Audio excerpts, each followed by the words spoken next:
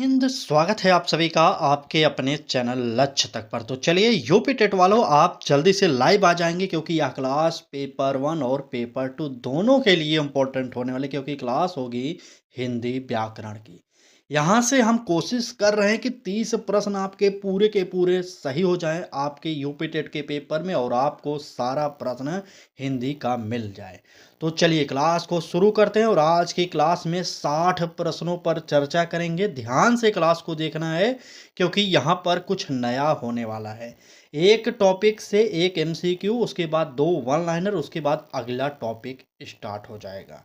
पहला टॉपिक होगा हमारा उपसर्ग से। देख लीजिए पैटर्न किस प्रकार का होगा। उपसर्ग से एमसीक्यू आ गया पहला, उसके बाद उपसर्ग से 2 वन लाइनर आएंगे, उसके बाद अगला टॉपिक आएगा पर्यायवाची से, फिर उसी प्रकार से अगला 2 इसी से संबंधित वन लाइनर होगा। यह टॉपिक आपके लिए बहुत ही इंपॉर्टेंट होने वाले हैं। चलिए क्लास को शुरू करते हैं। यह क्लास स्टार्ट करते हैं और देखते हैं पहला प्रश्न क्या पूछ रहा है। कहा जा रहा है कि पराधीन शब्द में कौन सा उपसर्ग होगा। परा होगा, अधि होगा, पर होगा या हीन होगा। तो आप लोग जल्दी से नोट करेंगे कि पराधीन में जो परा है या हमारा यही उपसर्ग हो जाएगा। ए ऑप्शन सही करिए, परा वाला ऑप्शन बिल्कुल। देखिए उपसर्ग शब्द के पहले लगता है और शब्द के बाद में जो लगता है उसे हम प्रत्यय कहते हैं। अभी हम इसकी चर्चा लास्ट में करने वाले हैं। अगला वन लाइनर देखिए क्या कह रहा है पहले प्रश्न का। अत्याचार में उपसर्ग बताइए और निराशा में उपसर्ग बताइए। दोनों प्रश्नों का उत्तर फटाक से बता दीजिए। चलिए अत्याचार, बिल्कुल अत्याचार। अत्याचार में क्या हो जाएगा, अति जो है ये हमारा उपसर्ग हो जाएगा। और निराशा में अगर पूछा जाए उपसर्ग तो क्यों यहाँ पर निर जो शब्द है ये हमारा क्या होगा, बिल्कुल यहाँ पर ये उपसर्ग हो जाएगा। अगला प्रश्न देखिए क्या कर रहा है। कठोर का पर्यायवाची क्या है। सख्त है, मृदु है, कोमल है या सरल है। चलिए कठोर का पर्यायवाची क्या है, जल्दी से बताइए। बिल्कुल, अगर बात किया जाए कठोर के पर्यायवाची का तो यहाँ पर सख्त हो जाएगा। बिल्कुल, कठोर का पर्यायवाची सख्त होगा। देखिए कोमल और मृदु मत बताइए क्योंकि यहाँ पर विलोम नहीं पूछा गया है, यहाँ पर पर्यायवाची पूछा गया। पर्यायवाची का तात्पर्य होता है कि शब्द अलग हो लेकिन अर्थ एक हो। इसको आप जानते रहिएगा, ठीक ना। अगला प्रश्न देखिए कह रहा है कि पृथ्वी का पर्यायवाची क्या होगा। तो पर्यायवाची का मतलब अभी मैंने बताया क्या होता है, शब्द अलग हो लेकिन अर्थ एक ही हो। तो नोट करिए इसका जो होगा पर्यायवाची वो हो जाएगा धरती। सूर्य का पर्यायवाची क्या होगा, ये अगर आपको लिखना हो तो रवि लिख दीजिएगा क्योंकि ये हमारा होता है, ठीक ना। पर्यायवाची मतलब समझ गए, बिल्कुल। चलिए समझ गए तो आगे बढ़ते हैं, अगला टॉपिक देखते हैं। अगला टॉपिक आ गया प्रत्यय का। देख रहे हैं पहला प्रश्न था पर्यायवाची का और दूसरा टॉपिक था क्या इसका, बताइए। बिल्कुल, अब यहाँ से टॉपिक स्टार्ट करेंगे प्रत्यय का। देखिए कह रहा है सज्जन में कौन सा शब्द लगा है जो प्रत्यय वाला है? बताइए। जन होगा, जा होगा, अन होगा या ना होगा। प्रत्यय कौन सा है, तो यहाँ पर नोट करिएगा सज्जन में जो है अन प्रत्यय होता है। सी वाला ऑप्शन हमारा सही हो जाएगा। अगला वन लाइनर देखिए। बालपन में प्रत्यय और मित्रता में प्रत्यय क्या होता है ये आपको बताना है। चलिए फटाक से सब लोग कमेंट करेंगे एक तरफ से, और क्लास अच्छी लग रही हो तो लाइक करिए और चैनल को भी सब्सक्राइब करके बेल आइकन को भी ऑन कर लीजिए और डेली जुड़िए हमारे साथ यूपी टेट की फ्री क्लासेज के लिए, ठीक। चलिए अगर बात करेंगे बालपन में प्रत्यय तो यहाँ पर होता है पन प्रत्यय, ये आप नोट करिए। अगर बात किया जाए मित्रता में कौन सा प्रत्यय होता है तो ता प्रत्यय होता है, इसको भी आप नोट करिए। तो दोनों प्रश्नों का उत्तर आप लोग कहीं ना कहीं नोट करते हुए चलिए। देखिए 60 प्रश्न हैं इस क्लास में, थोड़ा सा क्लास की स्पीड तेज रखेंगे। अगर क्लास की स्पीड तेज नहीं रखेंगे तो क्लास बहुत बड़ी हो जाएगी। कोशिश यही रहती है कि 25 से 30 मिनट में आपको 60 प्रश्न प्रोवाइड किया जाए। बस आप थोड़ा सा सहयोग करिए, आप ध्यान से पढ़िए, बस हम प्रोवाइड कर देंगे। चलिए बात करेंगे अगले प्रश्न की। कमल नयन में कौन सा समास है। अगला टॉपिक अगला प्रश्न आ गया। देखिए कमल नयन की बात किया जा रहा है। कर्मधारय होगा, बहुब्रीहि होगा, द्वंद्व होगा या तत्पुरुष होगा। तत्पुरुष होगा नहीं, द्वंद्व होगा नहीं। अब आपको चुनना है ए या बी में से उत्तर। सब लोग एक तरफ से कमेंट करिए, चाहे आप लाइव देख रहे हो चाहे क्लास समाप्त होने के बाद देख रहे हो, तब भी आप कमेंट करेंगे, ठीक। चलिए बताइए कमल नयन बिल्कुल सही। यहाँ पर जो लोग भी कर्मधारय बता रहे हैं भाई साहब आपका उत्तर गलत है। यहाँ पर हमारा उत्तर जो होगा बहुब्रीहि समास होगा। बी वाला ऑप्शन बिल्कुल सही हो जाएगा। ठीक। अगला प्रश्न देखिए क्या कह रहा है, चतुर्भुज में कौन सा समास है। अगर आपसे ये पूछा जाए तब आप क्या बताएंगे, तो बिल्कुल सही, चतुर्भुज में बहुव्रीहि समास होता है। चार हैं भुजाएं जिसकी। ठीक, बहुब्रीहि समास। राजमार्ग ये तो आप सब जानते हैं, राजा के लिए मार्ग यानी कि तत्पुरुष समास हो जाएगा। इसको आप नोट कर लीजिए। ठीक ना, बिल्कुल तत्पुरुष समास यहां से हो जाएगा। चलें आगे बढ़ते हैं, अगला प्रश्न देखते हैं। सु प्लस जन का सही संधि रूप क्या होगा। सु धन जन की बात कर रहा, ध्यान से पढ़िएगा प्रश्न को। सुजन होगा, सज्जन होगा, सजन होगा या सज्जन होगा, बताइए। यहाँ पर कई लोग उत्तर फटाक से टिक करेंगे बी वाला ऑप्शन, और आपका उत्तर तुरंत गलत हो जाएगा। बात सुधन जन की जा रही है, तो यहाँ पर क्या हो जाएगा, बिल्कुल वही शब्द होगा सुजन, यानी कि ए वाला ऑप्शन हमारा सही हो जाएगा। अगर बात की जाए सज्जन का क्या होता है, तो सत धन जन होता है, इसका संधि विच्छेद, तब हम सज्जन वहां पर टिक करते हैं। इसको आप नोट करिएगा। ठीक ना, बिल्कुल। चलिए बिल्कुल आगे बढ़ते हैं, अगला प्रश्न देखिए। सत धन जन, देखिए अभी मैंने बताया था तो ये हो जाता है क्या, सज्जन। अभी मैंने बताया था ना, सत धन जन का सज्जन हो जाता है। अगर आपसे पूछा जाए लोक धन उपकार का संधिरूप तो क्या होता है, ये आप बताइए। लोक धन उपकार, तो यहां पर नोट कर लीजिए क्या होगा। चलिए, लोकोपकार। ठीक ना, क्या होगा, लोकोपकार हो जाएगा। इसका उत्तर आप इसे नोट कर लीजिए। आगे आइए, अगला प्रश्न देखिए। सिंह का जो शब्द होता है, इसका स्त्रीलिंग क्या होता है, ये आपको बताना है। बताइए, सिंहनी होगा, सिंहा होगा, सिंहिका होगा, सिंहनी होगा। चलिए, सिंहिनी बताइए। प्रश्न संख्या 6 का उत्तर क्या होगा, तो यहाँ पर उत्तर जो होगा सिंहनी होगा। यहाँ पर ए वाला ऑप्शन बिल्कुल सही हो जाएगा। आगे आइए, कवि का स्त्रीलिंग अगर आपसे पूछा जाए तो क्या होगा, बताइए। और देव का स्त्रीलिंग पूछा जाए तो क्या होगा। दोनों प्रश्नों का उत्तर फटाक से बता दीजिए। कवि का पूछा जाए तो कवित्री हो जाएगा, इसको आप नोट कर लीजिए। ठीक, कवि का कवित्री होता है। अगर देव का पूछा जाए स्त्रीलिंग तो देवी होता है, इसको भी आप नोट करेंगे। ठीक ना, देवी, इसे भी जानते रहिए। चलें आगे बढ़ते हैं और देखते हैं हमारा अगला प्रश्न क्या कह रहा है। पुस्तकें एक शब्द दिया गया और आपसे पूछा जा रहा है पुस्तकें का एक वचन क्या होगा। पुस्तक होगा, पुस्तिका होगा, पुस्तकी होगा या पुस्तिका होगा। फटाक से कमेंट करिए उत्तर कौन सा सही होगा। चलिए, बिल्कुल, बिल्कुल। देखिए, एक बार मौका मिला है यूपी टेट देने का भाई साहब, दे दीजिए। नहीं तो आपको पता है कि यूपी में किस प्रकार से टीचिंग एग्ज़ाम वालों की नरक कर दी है सरकार, आपको पता है। ये बताने की बात नहीं है। 2018 के बाद हमारे यूपी में तो कोई वैकेंसी ही नहीं आई। आपको पता है 18 में वैकेंसी आई थी ना, बिल्कुल 69,000 वैकेंसी आई थी आखिरी बार। तो 18 तो छोड़िए, पूरा 19 बीता, 20 बीता, इधर 26 बीतने वाला हो जाएगा। तब बताइए कहाँ से आ रही वैकेंसी। 8 साल तो हो गया पूरा, लगभग 8 साल से वैकेंसी नहीं आई है। अगर आप भी इस बार यूपी टेट में बैठने वाले हैं, थोड़ा सा मेहनत करिए और यूपी टेट निकाल लीजिए भाई साहब। इन पात्रता परीक्षाओं से जितनी जल्दी मुक्ति पा जाए उतना ही ठीक है। नहीं तो ये हर बार पात्रता परीक्षा देंगे और हर बार 1,000 रुपये आप भरते रहेंगे। सीटेट का देखते हैं ना, सीटेट हर बार एक पेपर के लिए आपसे 1,000 रुपये चार्ज करता है। और जो लोग अभी भी सीटेट नहीं पास हो जाए गए हैं, उनसे विनम्र निवेदन करेंगे इस बार आप हमारे साथ जुड़िए, क्योंकि हमने पहली बार में UP TET, C TET, REET जैसी परीक्षाओं को पास किया था। ठीक, चलिए बाकी पुस्तक की बात करें, इस प्रश्न की बात करते हैं, तो यहाँ पर पुस्तक हो जाएगा ए वाला ऑप्शन सही। पात्रता परीक्षा में फालतू का समय वेस्ट मत करिए भाई साहब आप लोग, ठीक ना।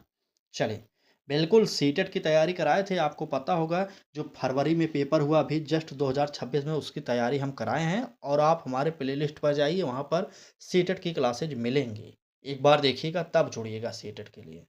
ठीक, बिल्कुल सीटेट की क्लास होगी, टेंशन मत लीजिए। हर टीचिंग एग्जाम की क्लास कराएंगे। इन पात्रता परीक्षाओं से तो पहली बार हम मुक्ति दिला देंगे आपको। ठीक है ना। चले, प्रश्न देखते हैं अभी इस टॉपिक को। ठीक ना, चलिए। लड़कियां का एक वचन लिखिए और नदियां का एक वचन। लड़कियां का अगर एक वचन आपसे पूछा जाए तो लड़की हो जाएगा, और नदियों की अगर पूछा जाए तो नदी हो जाएगा। दोनों का एक वचन यही होता है। ठीक, चलिए आगे आइए, देखते हैं अगला प्रश्न क्या कह रहा है। राम ने रोटी खाई में जो है रोटी कौन सा कारक है? कर्ता है, कर्म है, करण है या संबंध है? प्रश्न संख्या 8 का उत्तर बताइए कौन सा सही होगा। चलिए, राम ने रोटी खाई, बिल्कुल। अगर आपसे पूछा जाए यहाँ पर रोटी क्या है, तो यहाँ पर रोटी जो होगा कर्म होगा, बी वाला ऑप्शन बिल्कुल सही हो जाएगा। अगला प्रश्न देखिए, वन लाइनर कह रहा है कि राम ने कलम से लिखा। इसमें जो है कलम कौन सा कारक है? इसको अगर आपको नहीं पता तो नोट करिए, यह करण कारक है। ठीक, कारक। चलिए अगला प्रश्न देखिए, कह रहा है कि राम का घर में जो है राम कौन सा कारक है? तो यहाँ पर राम संबंध कारक होगा, क्योंकि राम का घर है ना कहीं संबंध की बात किया जाएगा, तो बिल्कुल संबंध कारक आप लोग नोट कर लेंगे। ठीक, इसका उत्तर संबंध कारक हो जाएगा। नेक्स्ट चलेंगे और देखेंगे अगला प्रश्न क्या कर रहा है। तेज का विलोम क्या है? बताइए। मंद, तीव्र, कठोर, सरल। चलिए, तेज का विलोम, तो तेज का विलोम होता है मंद। यहाँ पर ए वाला ऑप्शन सही करिए। वन लाइनर देखिए, अंधकार का विलोम और सफल का विलोम। अगर आप बात की जाए अंधकार के विलोम की, तो यहाँ पर प्रकाश हो जाएगा। ठीक, और सफल की बात की जाए तो असफल हो जाएगा। विलोम पूछा गया है ना, तो विलोम मतलब उल्टा होता है, असफल। चलिए, विलोम मतलब होता है विपरीतार्थक, विपरीत में। इतना आप जानते रहिएगा। अगला प्रश्न देखिए, कह रहा है क्या 10वें नंबर का प्रश्न में, राम पढ़ता है यह कौन सा काल है? वर्तमान है, भूत है, भविष्य है, आज्ञार्थक? आज्ञार्थक नहीं है भाई साहब। चलिए, अगर राम इस समय पढ़ रहा है तो कौन सा काल होगा, ये तो बताने की भी बात नहीं है, ये तो वर्तमान हो जाएगा, क्योंकि अभी तो राम पढ़ रहा है ना। अगर पढ़ चुका होता तो भूत भविष्य चाहे जो कहते हैं आप, ठीक ना, बिल्कुल तब भूतकाल हो जाता अगर पढ़ चुका होता तो। यहाँ पर इसलिए हमारा वर्तमान होगा, ए वाला ऑप्शन सही हो जाएगा। वन लाइनर देखिए क्या कह रहा है। कहा जा रहा है कि राम पढ़ेगा में कौन सा काल है और राम पढ़ा में कौन सा काल है? दोनों शब्द थोड़े से अंतर हैं, आप बताइए। चलिए, फटाक से, राम पढ़ेगा, पढ़ेगा मतलब कहीं ना कहीं भविष्य की बात की जा रही है, तो यहाँ पर भविष्य काल हो जाएगा। ठीक, अगर राम पढ़ेगा तो कब पढ़ेगा? भविष्य में पढ़ेगा ना, देखा जाएगा। यहाँ पर भविष्य काल लिखिए। अगर प्रश्न देखिए पूछा गया था यहाँ पर कि राम पढ़ा, ये कौन सा काल है? तो राम पढ़ा यानी कि भूतकाल हो जाएगा। पढ़ा का मतलब पढ़ चुका है। ठीक, बिल्कुल ये हो जाएगा भूतकाल। यहाँ पर इसको नोट करिए और आगे आइए, अगला प्रश्न देखिए क्या कह रहा है। कह रहा है कि सुंदर बालिका में सुंदर क्या है? संज्ञा है, सर्वनाम है, विशेषण है या क्रिया है? चलिए, सुंदर बालिका में सुंदर क्या है? प्रश्न संख्या 11, उत्तर बताइए कौन सा होगा। तो सुंदर बालिका में जो सुंदर शब्द है ये हो जाएगा विशेषण, सी वाला ऑप्शन सही हो जाएगा। ठीक, आइए अगला प्रश्न देखिए। वह जाता है में वह कौन सा शब्द भेद है? और अगला प्रश्न कह रहा है धीरे चलो में धीरे क्या है? दोनों प्रश्नों का उत्तर बताइए। चलिए, पहले प्रश्न का उत्तर बताइए, वह जाता है में वह कौन सा शब्द भेद है? तो वह हो जाएगा सर्वनाम। ठीक, सर्वनाम हो जाएगा। धीरे चलो की अगर बात किया जाए तो धीरे चलो कौन सा होगा? तो बिल्कुल ये हो जाएगा क्रिया विशेषण। ठीक, क्रिया विशेषण, इसको आप सही से लिख लीजिएगा, क्रिया विशेषण। चलें आगे बढ़ते हैं, देखते हैं हमारा अगला प्रश्न, प्रश्न संख्या 12। अभी तक आप लोग 11 प्रश्न एमसीक्यू और 22 प्रश्न वन लाइनर, यानी कुल मिलाकर 33 प्रश्न को पढ़ चुके हैं आप लोग। अब तो लाइक कर दीजिए एक बार क्लास को। अगर आपको अच्छी लगी हो तो वहाँ पर देखिए नीचे ऑप्शन मिलेगा हाइप करने के लिए, एक बार हाइप कर दीजिए। अगर आप हाइप करते हैं तो क्लास अधिक लोगों तक पहुँचती है। ठीक, बिल्कुल हाइप को देखकर यूट्यूब अधिक से अधिक लोगों तक क्लास को पहुंचाता है, और कुछ नहीं, उससे पैसा नहीं मिलता ना, तो आपका कुछ पैसा लगेगा भाई साहब। लाइक कर दीजिए और हाइप भी कर दीजिए। चलिए बात करेंगे अगले प्रश्न की। प्रश्न में कहा जा रहा है बहुत अधिक के लिए एक शब्द क्या है?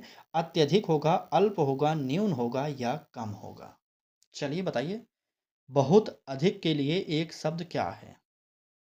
प्रश्न संख्या 12। अगर बात किया जाए बहुत अधिक के लिए जो एक शब्द होता है वह होता है अत्यधिक, यानी कि ए वाला ऑप्शन हमारा बिल्कुल सही हो जाएगा। वन लाइनर देखिए क्या कह रहा है। जो डरता ना हो उसके लिए एक शब्द लिखना पड़े अगर आपको तो निडर लिख दीजिएगा। निडर मतलब जो डरता ना हो। ठीक। अगला देखिए। जो कभी ना मरे उसके लिए एक शब्द लिखना पड़े तो क्या लिखेंगे, तो उसे हम अमर कहते हैं। इसको भी आप नोट करिए। चलिए अगला प्रश्न देखिए। लालच शब्द में कौन सा प्रत्यय है? च है, अच है, आच है, लाच है? बताइए लालच शब्द में कौन सा प्रत्यय होगा? प्रश्न संख्या 13। चलिए कौन सा होगा? बिल्कुल लालच में जो है प्रत्यय की बात किया जा रहा था तो अच प्रत्यय होगा यहाँ पर। बी वाला ऑप्शन बिल्कुल सही हो जाएगा। अगला प्रश्न देखिए। मित्रता में प्रत्यय कौन सा होगा और बचपन में प्रत्यय कौन सा होगा? दोनों प्रश्नों का उत्तर बताइए। चलिए 5 सेकंड का समय लीजिए और दोनों प्रश्नों का उत्तर कमेंट बॉक्स में सभी लोग एक तरफ से कमेंट करेंगे। चलिए आप लोग कमेंट किया करिए, कमेंट नहीं करते काफ़ी लोग हैं। चलिए मित्रता की बात किया जा रहा था तो मित्रता में ता प्रत्यय होता है और बचपन की बात की जाए तो पन प्रत्यय हो जाएगा। ये आप नोट करिएगा। ठीक। चलें आगे बढ़ते हैं। प्रश्न में पूछा जा रहा है कि नीलकंठ में कौन सा समास है? कर्मधारय है, बहुव्रीहि है, द्वंद्व है या अव्ययी भाव? तो यहाँ पर अव्ययी भाव नहीं है, ना ही द्वंद्व है। आपको ए या बी में से चुनना पड़ेगा कौन सा सही होगा। चलिए फटाक से बताइए। कुछ लोग कर्मधारय कह रहे हैं, कुछ लोग बहुव्रीहि कह रहे हैं। प्रश्न संख्या 14 का उत्तर बिल्कुल अब उत्तर सही आने लगा है। बहुव्रीहि समास होगा, यानी कि बी वाला ऑप्शन बिल्कुल सही हो जाएगा। ठीक ना। चलिए नेक्स्ट देखते हैं क्या कह रहा है। त्रिलोचन में कौन सा समास है और जनहित में कौन सा समास है? त्रिलोचन और जनहित की बात किया जा रहा है, दोनों में कौन सा समास है ये आपको बताना है। अलग अलग होगा भाई, समास एक ही नहीं होगा। चलिए अगर बात किया जाए त्रिलोचन की तो यहाँ पर बहुव्रीहि समास होगा। ठीक, बहुव्रीहि समास। चलिए और जनहित की अगर बात किया जाए तो जनहित में जो होगा वो होगा तत्पुरुष समास। इसको आप नोट करेंगे, तत्पुरुष समास। बिल्कुल। अगला प्रश्न देखिए। जल धन आशय का संधि रूप क्या होगा? जलाशय होगा, यही होगा। बिल्कुल आप डायरेक्ट उत्तर मार दीजिए, ए ऑप्शन सही होगा। ठीक। वन लाइनर देखिए। देवधन आलय का संधि रूप लिखिए और विद्याधन अर्थी का क्या होगा? तो विद्यार्थी हो जाएगा यहाँ पर। इसको नोट करिए, विद्यार्थी हो जाएगा इसका उत्तर। ठीक। और उसका पहले प्रश्न का उत्तर बताइए। देवधन आलय, देवालय। बिल्कुल। चलिए देवालय, ये नोट करिए। नेक्स्ट प्रश्न पर चलेंगे। बिल्कुल आज की क्लास में 60 प्रश्न होंगे, 20 प्रश्न एमसीक्यू वाले होंगे और 40 प्रश्न वन लाइनर होंगे। तो पूरी क्लास को जरूर देखिएगा, उसके बाद निर्णय करिएगा आपको हमारे साथ पढ़ना है कि नहीं। ठीक है ना। चलिए बालक खेल रहा है में यहाँ पर जो खेल रहा है शब्द है ये क्या है? क्रिया है, संज्ञा है, विशेषण है या सर्वनाम है? बताइए बालक खेल रहा है, उसमें जो शब्द दिया गया है खेल रहा है ये क्या है? प्रश्न संख्या 16। तो ये है हमारा क्रिया। आप जानते रहिएगा, ए वाला ऑप्शन सही हो जाएगा। ठीक ना। चलिए आगे आइए। पढ़ना किस प्रकार की क्रिया है? अगर आपसे ये पूछा जाए तब आप क्या बताएंगे? तो पढ़ना जो है ये अकर्मक क्रिया होता है, ये आप जानते रहिएगा, अकर्मक क्रिया। ठीक। अगला प्रश्न। सोना किस प्रकार की क्रिया है? तो सोना जो है बताइए, सोना गोल्ड नहीं भाई साहब, सोना है ये, अकर्मक है ये भी। चलिए दोनों है अकर्मक क्रिया। नेक्स्ट प्रश्न देखिए क्या कह रहा है। सागर का पर्यायवाची क्या है? समुद्र है, जल है, नदी है, तालाब है? सागर का पर्यायवाची। प्रश्न संख्या 17। बिल्कुल समुद्र हो जाएगा यहाँ पर समुद्र, बिल्कुल। सागर का पर्यायवाची, अभी मैंने बताया कि पर्यायवाची शब्द अलग हो लेकिन अर्थ एक ही हो, तो यहाँ पर हमारा समुद्र हो जाएगा ए वाला ऑप्शन सही। अगला प्रश्न देखिए, चंद्रमा का पर्यायवाची क्या है और वायु का पर्यायवाची क्या है? दोनों प्रश्नों का उत्तर बताइए एक बार। चलिए, चंद्रमा का पर्यायवाची, बिल्कुल। यहाँ पर चंद्रमा का पर्यायवाची सच लिख सकते हैं आप, और वायु का पर्यायवाची की अगर बात किया जाए पवन लिख सकते हैं। बिल्कुल, दोनों का मतलब एक ही होता है, शब्द अलग है, अर्थ एक हो जाएगा। ठीक, चलिए अगला प्रश्न की यहाँ पर कौन सा शब्द दिया गया? और कौन सा अव्यय है? समुच्चय बोधक है, संबंध बोधक है, क्रिया विशेषण है या विस्मयादि बोधक है? प्रश्न संख्या 18। चलिए, और कौन सा अव्यय है? बताइए, फटाक से कमेंट करिए, उत्तर सभी लोग एक तरफ से कमेंट करेंगे। तो बिल्कुल सही, यह हो जाएगा हमारा समुच्चय बोधक, यानी कि ए वाला ऑप्शन सही होगा। ठीक, यहाँ पर देखिए, परंतु किस प्रकार का अव्यय है और अचानक किस प्रकार का अव्यय है? सबसे पहले परंतु की बात किया जाए तो यहाँ पर कहीं ना कहीं विरोध की बात किया जाएगा। ठीक, विरोध बोधक क्या है? ये विरोध बोधक अव्यय है। अचानक की अगर बात किया जाए तो अचानक है क्रिया विशेषण, इसको आप जानते रहिए, क्रिया विशेषण। ठीक, क्रिया विशेषण, इसे आप जान जाइए। नेक्स्ट देखिए क्या कह रहा है प्रश्न हमारा, नया का विलोम क्या है? नया का विलोम पुराना होता है, ए ऑप्शन तुरंत सही करिए। नेक्स्ट देखिए वन लाइनर इसका, धनी का विलोम और उच्च का विलोम, दोनों का विलोम आपको बताना है। चलिए, बात अगर धनी की जाएगी तो गरीब लिख लीजिएगा विलोम शब्द में। ठीक, यहाँ पर उल्टा तो लिखना है ना। और उच्च का विलोम पूछा जाए तो निम्न हो जाएगा, इसको भी आप नोट कर लीजिए। यहाँ से इतना जानते रहिए और बढ़िए, आगे बढ़ते हैं और आज की क्लास का आखिरी एमसीक्यू देखते हैं, क्योंकि हमने आपको बताया था 20 प्रश्न एमसीक्यू होंगे और 40 प्रश्न वन लाइनर, कुल मिलाकर टोटल प्रश्नों की संख्या होगा 60। ठीक, चलिए, राम और मोहन पढ़ रहे हैं, इसमें जो है और क्या है? समुच्चय बोधक है, विस्मयादि बोधक है, संबंध बोधक है, क्रिया विशेषण है। चलिए, राम और मोहन पढ़ रहे हैं, तो यहाँ पर ये जो होगा और वाला शब्द ये होता है समुच्चय बोधक, ए वाला ऑप्शन बिल्कुल सही हो जाएगा। ठीक, क्योंकि किस प्रकार का समुच्चय है और लेकिन किस प्रकार का समुच्चय है, ये दोनों प्रश्नों का उत्तर बताइए आप। चलिए, क्योंकि किस प्रकार का समुच्चय है, बिल्कुल, क्योंकि जो शब्द है ये है हमारा कारण बोधक।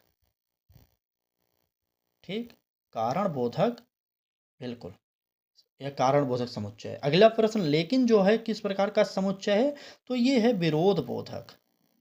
यहाँ पर नोट करेंगे, ये हो जाएगा विरोध बोधक। ठीक, ये हो जाएगा क्या? विरोध बोधक। दोनों को लिख लीजिएगा आप लोग सही से।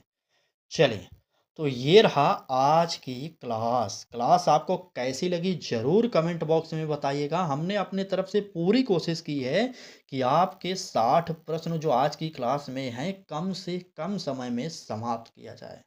हमें पता है अभी आप पढ़ने की इच्छुक नहीं है, मुझे पता है पूरी तरीके से।